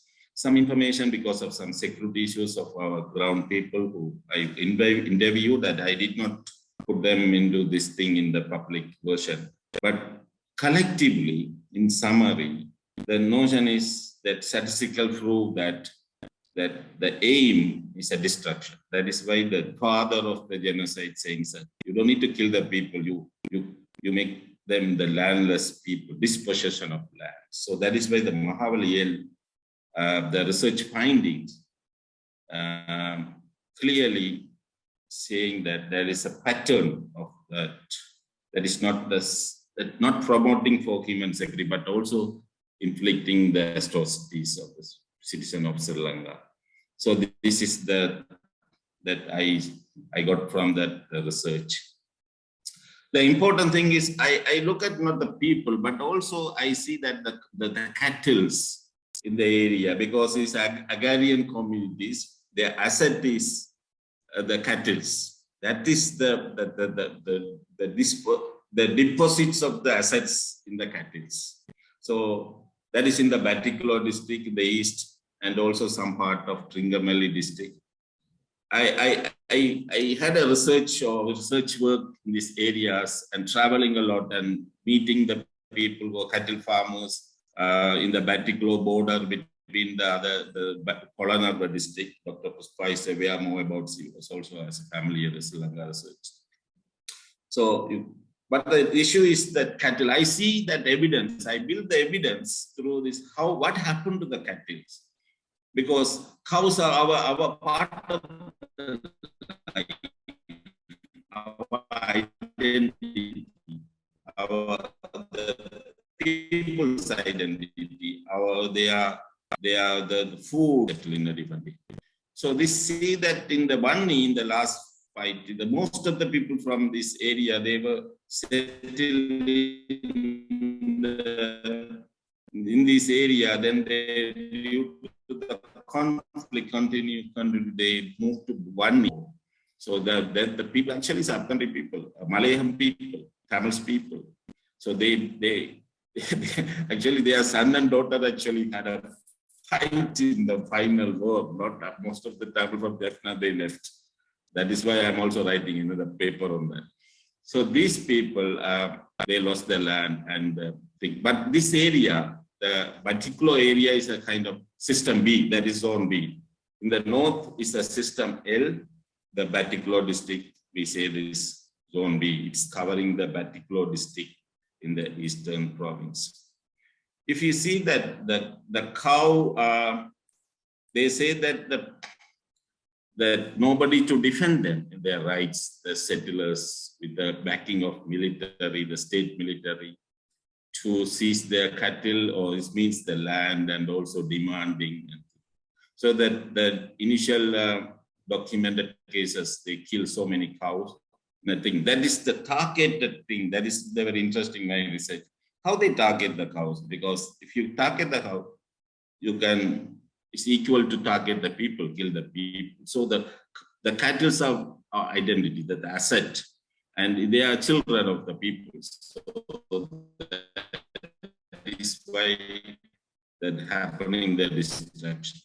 If you see this statistics, month of October, there's so many things. The cow, the cattle died because of this. They systematically block the area, the grassland, and they block this and threaten the people, the cow. So it's very sad story. For me, we compare this atrocities also. Animal human security actually is also equal to the human security. Means that in this area, so very important for agriculture, the death of the cows. So this is the data I'm compiling and encoding, and to give a thing that we lost this asset in this area. So in this research, I'm still doing and compiling, but I already finished the data gathering. Actually, this data is for the Ministry of Mahawal. I'm going to Colombo very soon, once the flight is resumed from Manila to Sri Lanka. There's some issue. But the research is not making any anti-feeling or anti-others or pro-Tamil stuff. No, this is for particularly for the ministry, the Mahawali. And we are planning to have a discussion for advocacy. Do you see this? How your governance system is making others, some part of others are rich and other communities are poor and marginalized and displacing and occupying of land, and the land you are giving to the multinational company. So how the elites, even from Tamils and the Sinhalese and Muslims, how they collaborate each other for their own interests. So that's all. I have no any solution or recommendation thing. That only the recommendation of this research that I would say that Sri Lanka's issue that the conflict is still going on. So the root causes are there, but in the post-war context, there are more issues. The government institutions which promote the good governance and bring the reconciliation, they are systematically taking the people's land and also putting their own religious domination, and also especially that they are destroying the livelihood of the people. That I see that we need to address through advocacy. And that is why the research also important, because research can impact, and also by reaching out the key people, and then we can make a difference. That is the way I am interested in this, and I'm thank you so much for this opportunity. And also I would like to hear your voice, but I assure you this is not a complete in terms of research or statistic, but I want to highlight the key factors that bring your attention. So my evidence based on see that how the destruction is not been done, but it's still ongoing. So thank you so much, Nandri. Thank you so much, Dr. Jeya Murugan. And if we don't have questions, do we have questions? You can type it in the chat box or raise your hand on the screen. I have a quick comment and a question, Beryl, if that's okay. Yeah. Jeya, thank you so much for this. Fascinating. I've been following some of this in Sri Lanka, and so I'd love to chat with you more later when you have time about what's going on. I also liked very much the framework of colonization that you brought in to show how that pattern still continues, including settler colonialism, you know, like bringing in people from other parts and resettling them in these areas. Everything that you talked about with the colonization of the mind was just spot on for me. You know, it's like we have to have that framework to see how we are continuing with the human rights abuses. You know, I mean, they're not just human rights abuses, they're coming from a deep rooted kind of historical starting point, and that's colonization for me. The part that I was curious to hear you, if you have a minute to talk about, is what is the internal colonization that you're talking about? Is it more about the kinds of colonization that's taking place within Sri Lanka by the Sri Lankan government or the majority communities? Are you talking more about internal as in the mind, you know, as how people are colonized? Yeah, in response, the great question is when I say it's a colonization, so it's made clear that there is not colonization is happening from outside. So when you say internal is a domestic thing, that's a kind of in Sri Lanka is a, you know, that most I see that basic conflict pattern is the majority Sinhalese think that the Tamils are majority because they look at the Tamil Nadu and see that we are majority. But Sri Lankan Tamil, they are Tamil speaking people look at the Sinhalese as a majority, they are minority. So this is a historical contribution. In terms of Sinhalese, their insecurity, they have also their insecurity because our solar king also destroyed their temples and they create atrocities. We are not talking about it. You know that the history is memories. That is very important of memory. That's the kind of study we need to be, to have a fair account.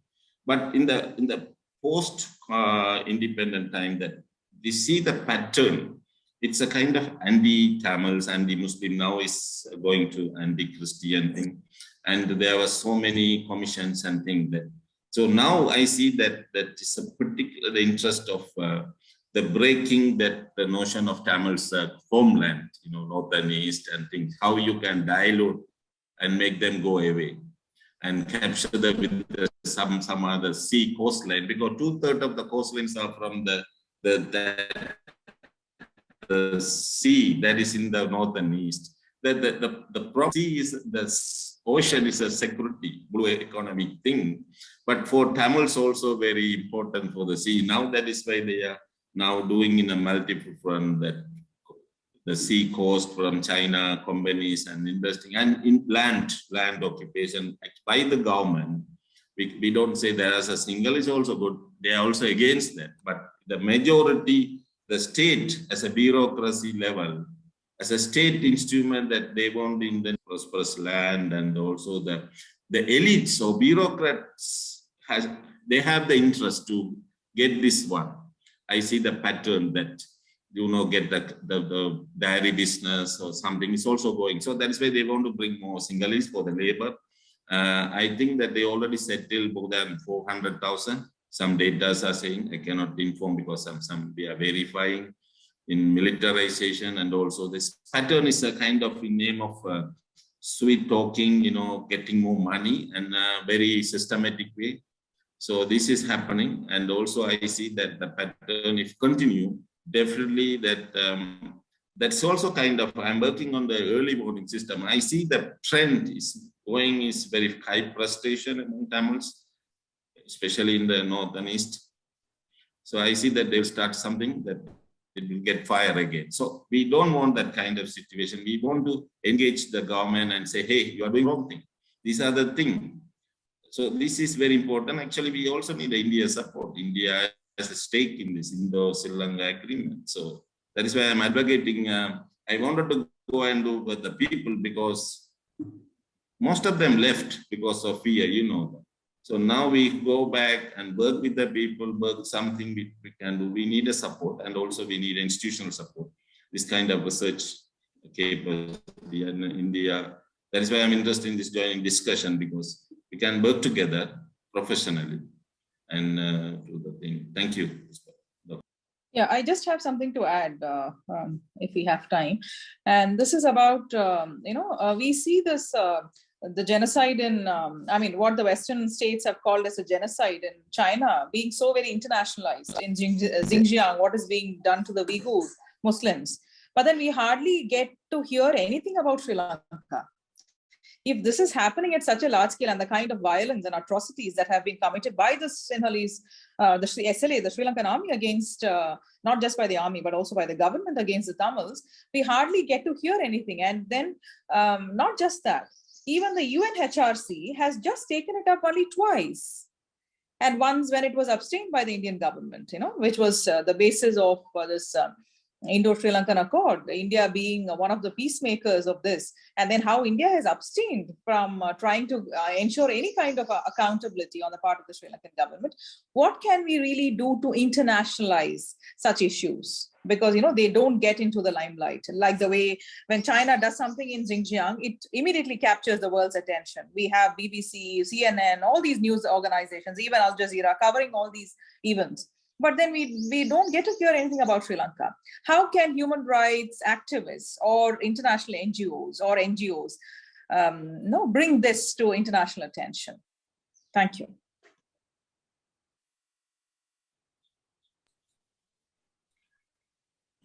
So if I may, that I would say that there are a lot of work we have to done, but we have to be very, very careful and it's a very, Sri Lanka is very sensitivity way I see, and also it's not in the geopolitics issue. Tamils want to ensure their security, that India currently, but India saying no, we need a Sri Lanka because of their strategic interest. At the same time, also India also looking to have a kind of coexistence kind of thing. I don't think that international level they can do because there is some limitation. But only thing is we need to capacitate the local researchers or writers or advocacy, and we connect with the other institution in the Colombo and also there's a big gap in India and things. So in Tamil Nadu, universities join research, so that would help and make a difference. That is my view. Yes, of course.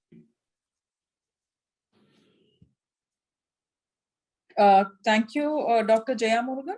If we don't have questions, we can move on to Father Cedric Prakash's presentation. Move on to the next speaker. Thank you. So we have Father Cedric Prakash presenting his paper titled Human Rights, Essential for Good Governance. To give you a brief introduction about Father Cedric Prakash, he is an Ahmedabad-based Jesuit who founded Prashant, a Center for Human Rights, Justice and Peace, and he was also the director of the center till January 2016. For 3 years, that is 2016 to 18, he was based in Beirut, Lebanon, in the regional office of the Jesuit Refugee Service. And he's also been working with refugees and IDPs, internally displaced persons in Syria, Jordan, Iraq, and Lebanon. He's the recipient of numerous international and national awards, and he's a regular contributor to magazines and journals. And his paper is titled Human Rights, Essential for Good Governance. And over to you, Father Cedric Prakash. Good. Thank you, Dr. Beryl Anand. Thank you to the convener and organizer of this international conference, Dr. Nandini Basista, Dr. Pushpa Iyer, the main person of this particular panel, and all concerned. It is good to be here to share with you some reflections on this main topic on human rights and governance, and why I'm focusing on two words: the necessity of human rights and for good governance, the good and the essential. My good friend, Dr. Ram Puniyani, has already given you a lot in his very typical style of communication. He has plenty of expertise and experience on the subject, and he has highlighted several things. But for me, I base a lot of what I'm going to say on, I'm speaking from an Indian situation, the Constitution of India. And in the Constitution of India, we have right at the beginning, you have to excuse me, those who are from abroad and those who are listening into this. I try to work at a very micro level, and but that definitely impacts, and the macro definitely impacts on the micro too. So I'll be dealing a lot with India and what is happening in my home state here in Gujarat. The Constitution of India is important on several counts. We have had the World War II, and the world said never again to every form of war. And in the context of that, on the 10th of December 1948, we had the Great Charter, the Universal Declaration of Human Rights. Most of the nations of the world were signatories to it at that time, including India. India was a very newborn after years of colonial rule and rule from by other cultures and peoples from other parts of the world. India attained freedom a few months earlier on the 15th of August, 1947. But based on this great charter, the Universal Declaration of Human Rights, the visionary Constituent Assembly that we had, led by our great visionary, Dr. B.R. Ambedkar, and several others across the strata of society belonging to the pluralistic fabric of India, gave to the country on the 26th of November 1949 a great constitution. It took a lot of it from the American Bill of Rights, from the American Constitution, from the French Constitution, which are very defining constitutions for the world, for democracies. And a couple of months later, on the 26th of January 1950, we became a republic where we had a constitution that was governing us, defining our way of proceeding. And Dr. Ram Puniyani already referred to Nehru and so on. So we didn't have any religion defining our way of proceeding as we the people of India. That was the greatness of the Hindu majority of the country, who believed and wanted a country to be diverse, to be pluralistic, and to have a secular ethos, where perhaps religion would be a private matter, would be, as Dr. Ram says, a social matter, but it would not belong to the state. And for years, has India progressed? Has our GDP changed? Has we made inroads and breakthrough in several fields? That was our defining ethos, that we, the people of India, were able to live together, to work together, to live in harmony with one another. Years earlier, here in Ahmedabad, in the heart of the city, we have a great mosque, the Sidi Syed Mosque. And in the mosque are these trellis windows. You can do a Google search on that. And I refrain from doing a PowerPoint because I like to, even if it's online, to speak to the listeners who are attempting to listen to me. In the heart of this mosque is one particular window, a stone trellis that was apparently done 450 years ago by an Abyssinian. It is called the Tree of Life. It depicts three things. One is that all of us are intertwined to one another. We are one tree. We are the branches of one tree. We belong to each other, and it's like the sap that generates life to this particular tree. We also try to give to each other that sap, that vitality, that energy that is needed for growth, for development. The second thing is in terms of unity. In spite of differences, in spite of the branches going in different ways, there is a basic unity that signifies this tree of life, that we are one. There is diversity, there are differences, there is pluralism, but yet we are one. And the third and final thing in terms of this stone trellis is the beautiful rays of the sun that come through the stone trellis and really bathe it, provide that newer and meaningful sense of energy, that hope, that vitality, which we all need to take us forward. Having situated my little presentation, my verbal and vocal presentation this morning on this tree of life, I would like to go ahead with some of the grim realities that face us. This was the symbol of Ahmedabad for years. The prestigious Indian Institute of Management still keeps it as their icon, the tree of life.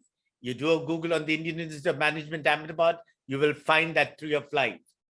But unfortunately, some years ago, when a fairly extremist government took over the reins of the city, that beautiful symbol was changed. Why? Because it was part of a mosque. In that one stroke, what we were told as we, the people of India, is that if you're a minority, if you're a Muslim, you have no place in our midst.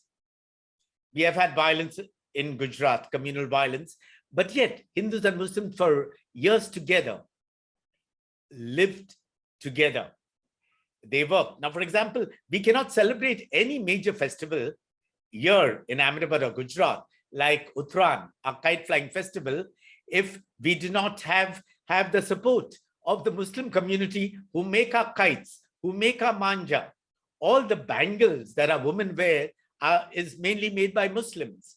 A lot of the handicrafts here in Gujarat have been, so the mithai, the sweets, the Mughlai dishes, whether it is vegetarian or non-vegetarian, we have come. Now, we have a culture which is syncretic, which is pluralistic, which is diverse. Why should we be separated? This is the one question many of us here in civil society ask. Sadly, exactly 20 years ago, literally to this date, on that fateful morning of the 27th of February, 2002, a train car, the S6 bogie, which was coming from Faizabad to Ahmedabad, was set on fire. There are many stories and reasons as to what happened. The railways at that time never instituted an inquiry. Okay, we had the Citizens Tribunal and so on, and we have come out with our own conclusion. The important thing is we need to realize that on that very day in Parliament, the Home Minister, then Mr. Advani, said in Parliament that it was an accident. It's on record. Okay, nothing happened for full 24 hours anywhere in India, unlike what happened on the 31st of October and the aftermath of 31st of October 1984, when Indira Gandhi was assassinated in Delhi, and I was there in living and studying in Delhi at that time and responding to that terrible violence in some way. Nothing happened for full 24 hours. After 24 hours, all hell broke loose here in the city of Ahmedabad, in selected places of Gujarat, but only in the state of Gujarat. Look at documents, look at evidences, look at analysis, news reports, look at what even the Chief Justice of India said at that time. The National Human Rights Commission study all the reports. It's not any bias of subjective reports, but we have had thousands of our Muslim sisters and brothers here in Ahmedabad, in the streets of the major cities, in some of our rural areas, who were brutalized, raped, killed, their houses were burnt, looted. It was the blackest chapter, my dear friends, in post-independent India. Some work thanks to a lot of human rights activists, a lot of concerned media and others. Gujarat 2002 is still on the national and international radar. We are aware of who the linchpins are, who the ones who masterminded the violence are. We are aware, and they have got away with impunity, and they have cloaked themselves with immunity today. Why I'm saying all this is because we live in a lot of lies, in a lot of fakeism, in a lot of myths, which Dr. Ram has said is manufactured. And many of us gathered here together, this August Assembly, are learned people, are doctors, are researchers. Can we ensure some kind of objectivity? Can we ensure some kind of compassion? Can we ensure some kind of distancing from our own biases and prejudice? That is the one key question I would like to ask and put forward to everyone gathered here today. I want to go ahead, and our preamble here in the Constitution of India speaks about justice, liberty, equality, and fraternity. And these are then the preamble. And then right at the beginning, there is a lot of debate on the words socialist and secular, but we're also speaking about a democratic republic, and that is important. And we are speaking about the dignity of the individual, the unity and integrity of every single individual. So basically, it is we the people. I don't condone any form of violence. I think violence, beginning from hate speeches, from dividing the country on the grounds of religion, on polarizing people, on community, on ethnic, on religious lines, is wrong, is not acceptable, and should be condemned by one and all. Unfortunately, it has entered, in spite of our founding fathers not wanting it, it has entered the politics in India. But how is that you have, as Dr. Ram Puniyani says, those responsible for the killing and the brutalization of 2,000 and more Muslims, they get away with everything. And the other day, on the 18th of February, we have had 38 Muslims apparently responsible for the serial bomb attacks who are given the death penalty. Let's do a Google and find out which are the countries that want death penalty today. Only some states of the United States and some of the most uncivilized countries of the world today. More than 144 countries in the world today have abolished the death penalty throughout. And I don't think any state has the right to take the life of anybody. Okay, whatever and whoever has done that that heinous act on the 26th of July 2008 was wrong and needs to be punished suitably. But death penalty is not the answer. The International Commission on the Abolition of the Death Penalty has done enough of research to show that the death penalty is no answer to address any kind of violence. So how do we celebrate when our own sisters and brothers, or our own brothers, have been given the death penalty? When one type of violence is supposed to be addressed by another type of violence, which is legitimized by the state. When the state becomes violent, please remember, the violence is always on the other at one moment, but the violence will come and visit your doors tomorrow. No one will be spared. We saw what happened in Hitler's regime. We saw what happened in Nazi Germany. We saw what happened in several countries that have been genocidal, that have been responsible for the genocide, the annihilation of the other, whether it is a cultural, whether it is a tribal, whether it is a religious minority. We have seen what has happened. Okay, soon when the other has been annihilated, has been vanquished, they will come upon you, because then what you are living in is in fear. So what we have seen is the targeting of minorities in a more systematic way, very especially in the last few years. We have it in very innocuous ways. Suddenly the hijab becomes a controversy.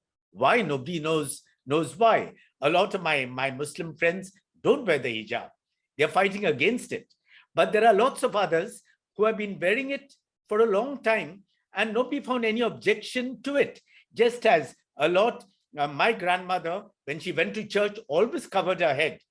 A lot of the Christians in the Middle East, the Muslims and the Jews cover their head today.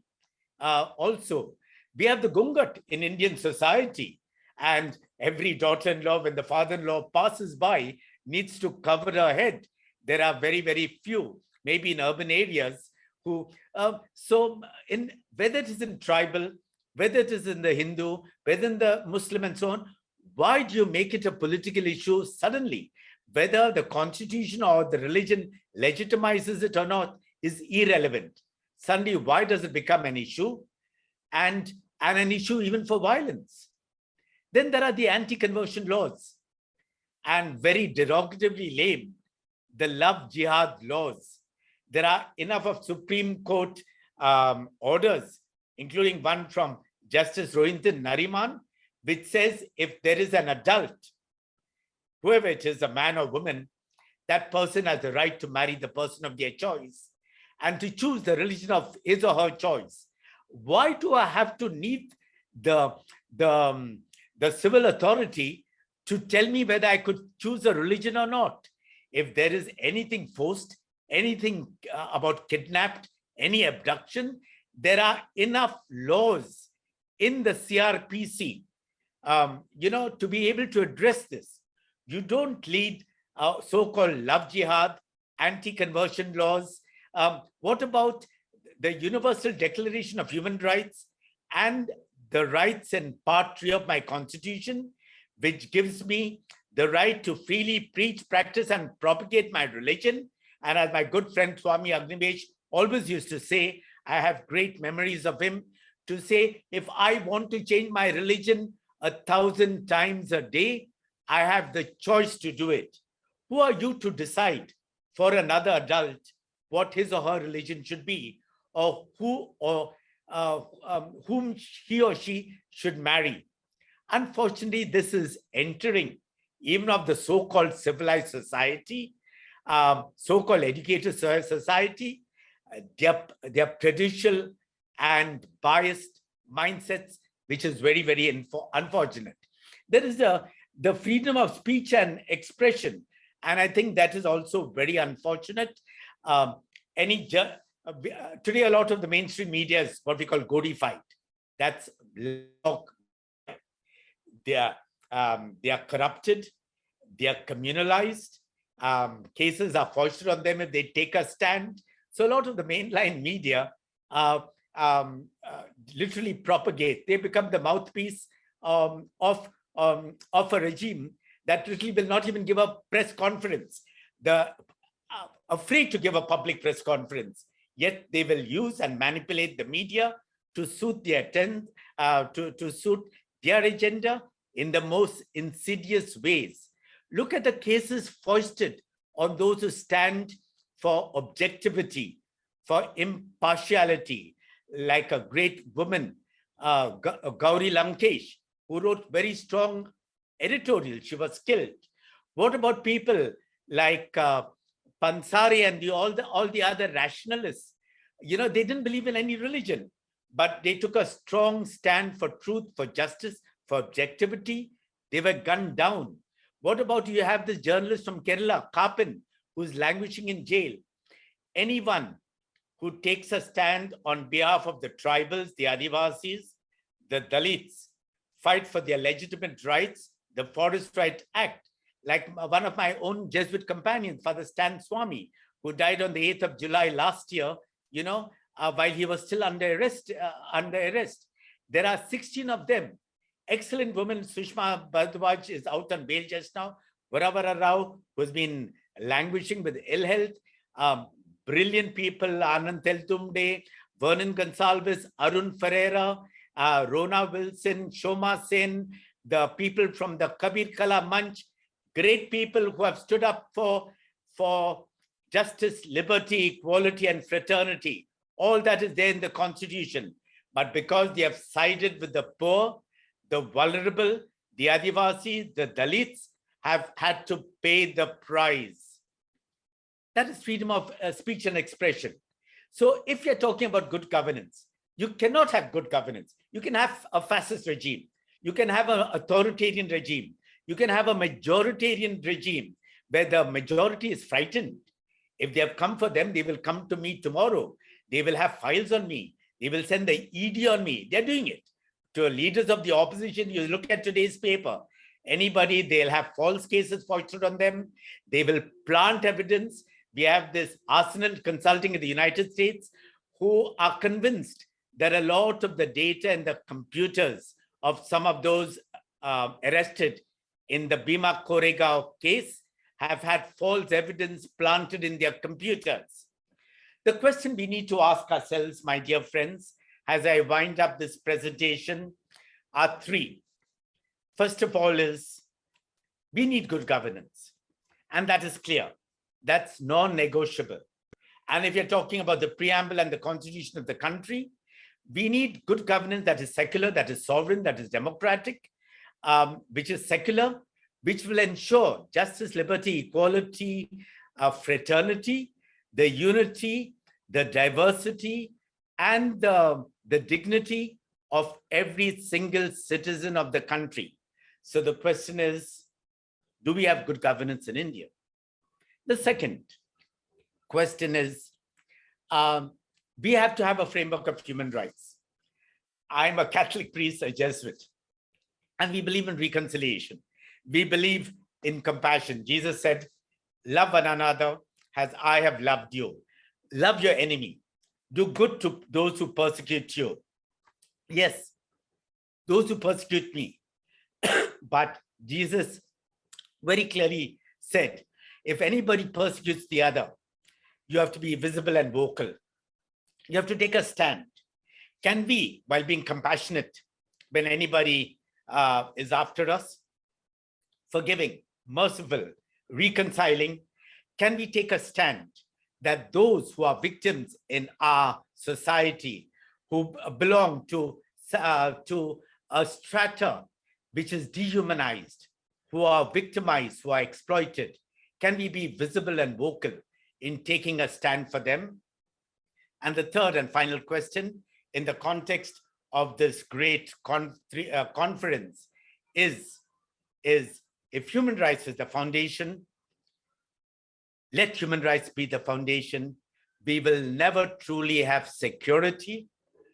We will never truly have governance of the people, by the people, for the people, if we do not ensure human rights all.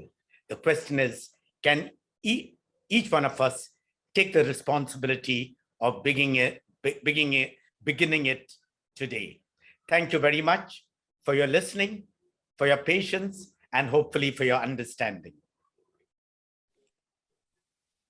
Thank you. Thank you, Father Cedric Prakash, for that brilliant presentation. And indeed, we all really have to stand up, as Jesus Christ had said, not just that, and also, your chilling account of how violence unfolds, how, hate speeches, hate crimes go unpunished, and how, we lack good governance in our society. And that's very important and very brilliantly put. And thank you so much. Now, can we have questions? We can have a Q&A session for 10 minutes or so. You can type your questions in the chat box or raise your hand on the screen. Nursan has raised the hand. Please go ahead. Go ahead, Dr. Nurzan.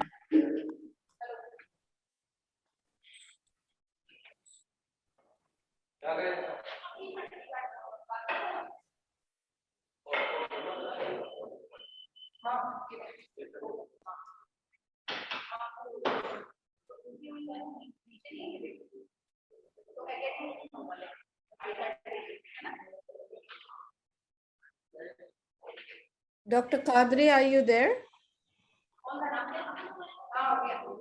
You can speak. No. Okay. So someone wanted to know on the chat box, what is my opinion about the Karnataka High Court verdict? The final verdict is not yet out. I think not yesterday it was not out, and I think it begins only at 2:30. So this afternoon, the continuation, I've been following it. Do follow it on Live Law. For me, one thing is something which is in the Constitution. There's another thing that is what is dictated by the religion. Okay. Now, the Constitution as such does not prescribe, say, the wearing of the hijab or the burqa. Neither that, I have a lot of friends who belong to the Muslim community. Neither it is mandatory, because otherwise Muslim women all over would be wearing it. But the point is, I'm asking two questions. I've written articles on it. Why does it come up just before major elections in the country? Why does this row? And why communities polarized? Why does it need? If colleges were loving it till just now and say that the color, I'm in the midst of a very, very huge school year where we had thousands of students. 3 or 4 days ago, we began offline classes here after almost 2 years. And we have Sikh children coming here. We have a prescribed uniform. But a girl who wants to wear a dupatta, okay, whether it's a Hindu girl or a hijab by a Muslim girl, can definitely wear it as a color of the uniform. Definitely. And for years we have been loving it. And many of them do not. But we will not allow, it's a Catholic school, a Jesuit school, a boy to wear a big cross on his uniform. No, we will not allow that. If you want to wear a cross, wear it inside your shirt, but only the school badge will be displayed. But in terms of cloth, in terms of material, it's very clear. You are with the uniform, and the row which began in Shimoga was always allowing the girls to come in hijab. Why did this suddenly come up? We as civil society need to question. And why before the elections? Why has the communities become polarized? Why do you alienate a community? And that is important. And I believe if somebody wants, Catholic women, religious sisters, nuns, have been wearing the veil and have been going to work in government hospitals and so on for years. They have been under training. Why people do not have objection? Why do you single a particular community on this when there is no reason? And I believe, leave it to the woman to decide. Fine, if the color of the uniform is biscuit biscuit color and white, let it be according to that color. Let the student not wear a pink or an orange hijab. Okay, if you want to wear a shawl, wear it according to the color of the or a scarf, wear it according to the color of the institution. So that you cannot change the color to suit your whims and fancies. Definitely not.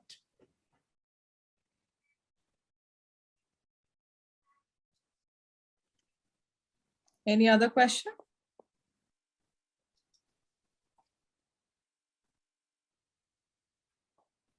Neda Fatima is asking, some hand is raised. Yeah, please go ahead. You'll have to unmute her, someone. She is muted. Yeah, good afternoon, sir. This is Nida Fatma. Good afternoon, Neda. From where are you? I'm from University of Allahabad, Uttar Pradesh. Okay, tell me. Okay. So actually, I want to discuss, or I want to know also that how identity and religion of specifically about Indian Muslims. Yeah. What is the foundation of anti-Islamism in India and how it brings a lot of hateness and allegations on Muslim community and on their institutions. So now in this present scenario, Indian Muslims really facing such kind of marginalization relating to political empowerment or educational empowerment. So the community is degrading herself.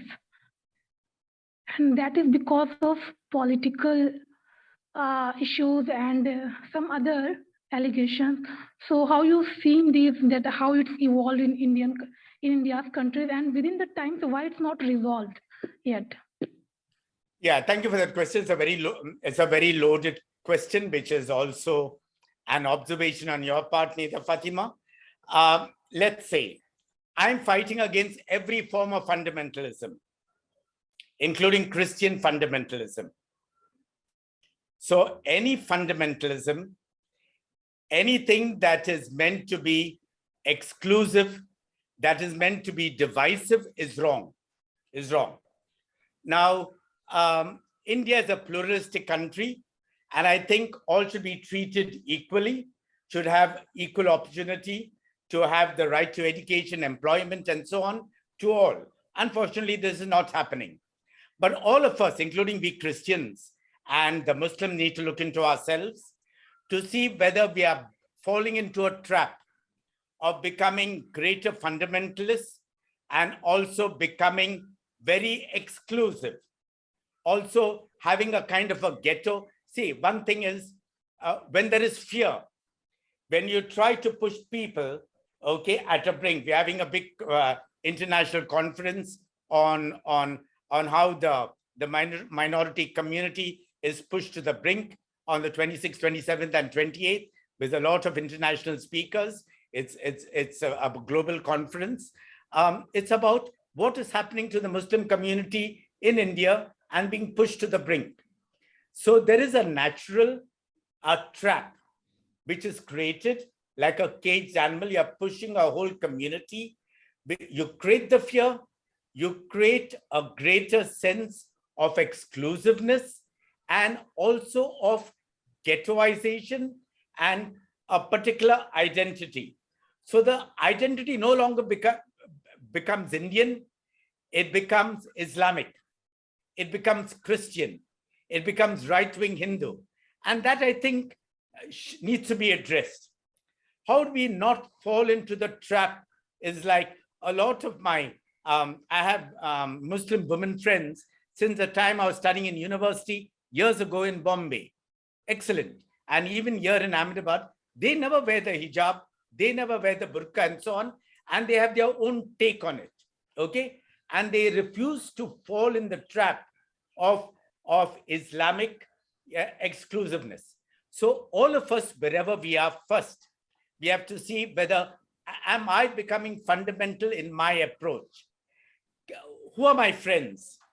Do I have Hindu friends? Do I have Christian friends? Do I have Muslim friends whom I relate with? I agree, there are lots of biases, lots of prejudices.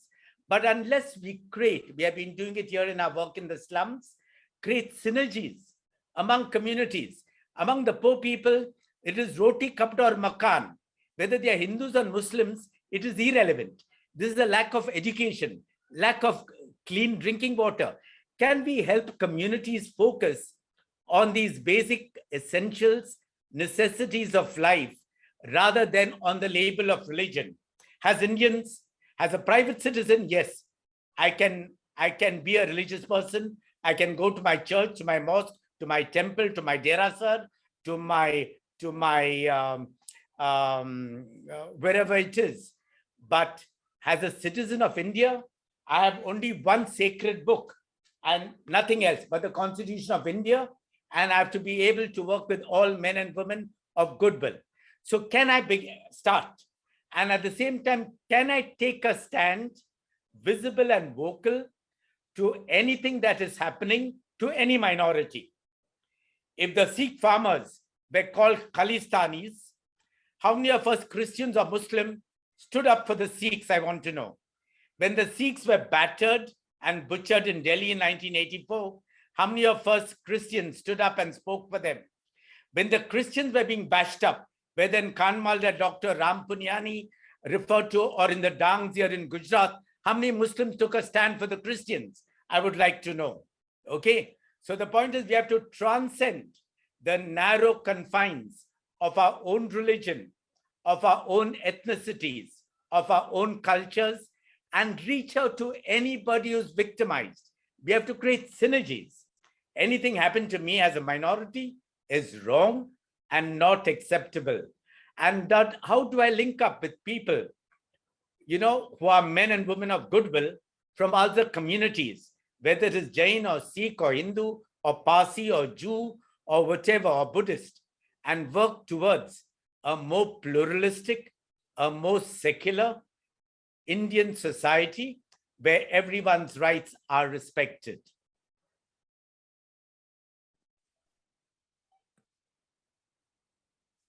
Thank you, Father Cedric Prakash, for that brilliant analysis and the discussion that we have had. If we don't have any more questions, we can wind up this session. And I take this opportunity to thank the chairperson of this panel, Dr. Pushpa Iyer from Middlebury Institute of International Studies, USA. I also thank the convener of this conference, Dr. Nandita Vashisht, for inviting me to join, and to Dr. Pushpa Iyer for also inviting me for this invitation to moderate this panel, this esteemed panel, and a special session on human rights and governance. Thank you. And I thank, least of all, I thank all the participants, right? All the participants and participants who joined today from the Central University of Gujarat, from so many other institutions around this country, as well as from so many other places. I thank you once again. Thank you so much. Thank you, Beryl. Thank you for moderating this session, and thank you to all our panelists and everyone who was here. Over to you, Nandini. Thank you, ma'am.